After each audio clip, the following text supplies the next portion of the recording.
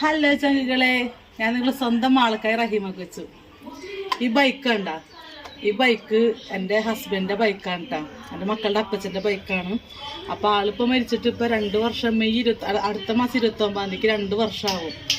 അപ്പോൾ മോള് വരുമ്പോഴാണ് ഇത് ഇടയ്ക്ക് കഴുകി ഒന്ന് സ്റ്റാർട്ട് ചെയ്തൊക്കെ വെക്കുക. കാരണം ഇപ്പോൾ 2 വർഷമായത് ഇങ്ങനെ വെറുതെ ഇരിക്കണേ. എല്ലാവരും പറഞ്ഞ് വിൽക്കാനായിട്ട്, പക്ഷെ ഞങ്ങൾക്കത് കൊടുക്കാൻ തോന്നിയില്ല. കാരണം മക്കളൊട്ടും സമ്മതിക്കുന്നില്ല കൊടുക്കാനായിട്ട്. അപ്പം അങ്ങനെ ഇത് കൊടുക്കാണ്ട് നമ്മളിതിങ്ങനെ ഇടയ്ക്ക് ഇങ്ങനെ കഴുകി തുടച്ച് വൃത്തിയാക്കി ഇങ്ങനെ സൂക്ഷിച്ച് വെക്കും. ജസ്റ്റ് ഒന്ന് സ്റ്റാർട്ട് ചെയ്ത് വെക്കും, പുറത്തേക്കൊന്നും എടുക്കാറില്ല, ജസ്റ്റ് ഒന്ന് സ്റ്റാർട്ട് ചെയ്ത് വെക്കും. അപ്പം ഇന്നിപ്പോൾ ഇത് കഴുകണേൻ്റെ തിരക്കിലായിരുന്നു. അപ്പം കഴുകി ക്ലീനാക്കി. അപ്പച്ചൻ കുറേ വർഷം കൊണ്ടുവരുന്ന ബൈക്കാണ് കേട്ടോ. എനിക്കതിന് ഏകദേശം ഒരു 10-12 വർഷം ആൾ കൊണ്ടുവരുന്ന ബൈക്കാണിത്.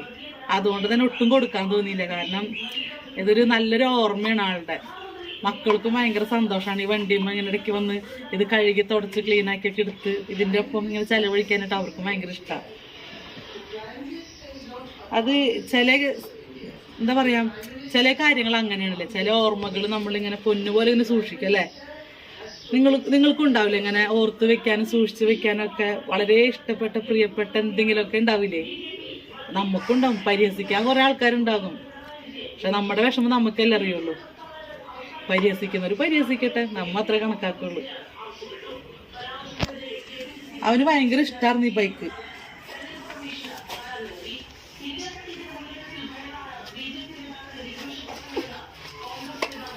സീറ്റൊക്കെ ആള് മരിക്കണേൻ്റെ ഒരു 2 മാസം മുമ്പൊക്കെ ഒന്ന് സർവീസൊക്കെ ചെയ്യിച്ചു തോന്നണം. അപ്പോൾ സീറ്റൊക്കെ നല്ല കണ്ടീഷനാണ്. സീറ്റൊക്കെ നല്ല മാറ്റിയത്. അതൊരു വണ്ടി, അതൊരു ബജാജിൻ്റെ CT100 വണ്ടി. CT100 നല്ല മൈലേജുള്ള വണ്ടിയായിരുന്നു കേട്ടോ.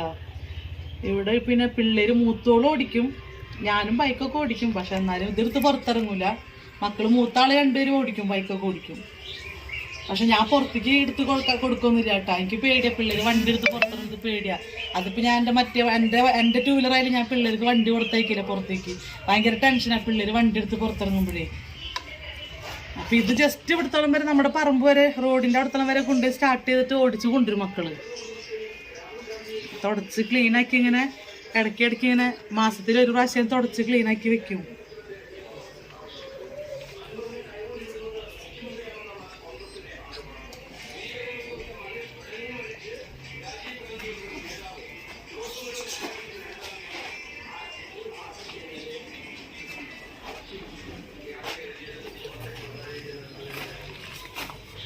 ഇത് കൊടുക്കൂല, ആരൊക്കെ എന്തൊക്കെ പറഞ്ഞാലും ഇത് കൊടുക്കൂല. കാരണം ഞങ്ങൾക്ക് ഇത് ഭയങ്കര വിലപ്പെട്ടതാണ്. ഇതിനിപ്പോൾ എത്ര പൈസ തരാമെന്ന് പറഞ്ഞാലും ആർക്കും വിൽക്കില്ല. ഇത് ഇവിടെ തന്നെ ഉണ്ടാവും. എൻ്റെ മക്കൾ സൂക്ഷിച്ച് വയ്ക്കും.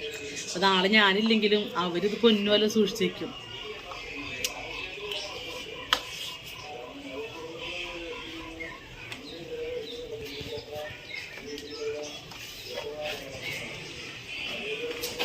ടാറ്റ ബൈ ബൈ ചങ്കളെ. അപ്പം എല്ലാവർക്കും നല്ലത് മാത്രം വരട്ടെ എന്ന് പ്രാർത്ഥിക്കുകയാണ്. എല്ലാവർക്കും മനസ്സിൽ ഒരുപാട് വിഷമങ്ങളൊക്കെ ഉണ്ടാവുമല്ലേ. എല്ലാവർക്കും മനസ്സിലുണ്ട് ഒരുപാട് പ്രശ്നങ്ങളും ഒരുപാട് സങ്കടങ്ങളും ഒക്കെ എല്ലാവർക്കും ഉണ്ട്. നമുക്കുണ്ട് അങ്ങനെ കുറേ സങ്കടങ്ങൾ. എന്താ പറയുക, സന്തോഷത്തേക്കാൾ കൂടുതൽ സങ്കടങ്ങൾ മാത്രമേ നമുക്കുള്ളൂ. പക്ഷെ നമ്മളതൊന്നും പുറത്തൊന്നും ആരോടും പറയില്ല. ചിരിച്ചും കളിച്ചിങ്ങനെ നടക്കാനുള്ള കാലം. നമുക്ക് എല്ലാവർക്കും കൊടുക്കാൻ പറ്റാവുന്നത് പോസിറ്റീവാണ് എല്ലാവരും കൊടുക്കേണ്ടത് അല്ലേ. നെഗറ്റീവ് കൊടുത്തു കഴിഞ്ഞാൽ എല്ലാവർക്കും ലൈഫിലും പ്രശ്നങ്ങളുണ്ടാവും. അപ്പോൾ നമ്മൾ എപ്പോഴും എല്ലാവരുടെ മുമ്പിൽ നല്ല പ്രസൻ്റായിട്ട് ഹാപ്പി ആയിട്ടിരിക്കുക. ഞാൻ പഠിച്ചേക്കുന്നൊരു കാര്യം അങ്ങനെയാണ് കേട്ടോ. അതുകൊണ്ട് തന്നെ നമ്മളെപ്പോഴും എല്ലാവർക്കും വിളിച്ച് ചിരിച്ചും കളിച്ചിങ്ങനെ നിൽക്കുള്ളൂ. പക്ഷേ നെഞ്ച് പൊട്ടിപ്പൊളിയുന്ന സങ്കടങ്ങളാണ് എല്ലാവരും മനസ്സിലുള്ളത്. അപ്പോൾ എല്ലാ വിഷമങ്ങളുടെ ഇടയിലും നമ്മൾ കണ്ടെത്തുന്ന ചെറിയ ചെറിയ സന്തോഷങ്ങളാണ് ഇതൊക്കെ. ഇതിൻ്റെയോടൊപ്പമൊക്കെ കുറച്ച് നേരം ഇങ്ങനെ ചെലവഴിക്കുമ്പോഴേക്കേ മനസ്സിന് വല്ലാത്തൊരു സന്തോഷമാണ്. ടാറ്റ ചങ്കളെ, ബൈ ബൈ.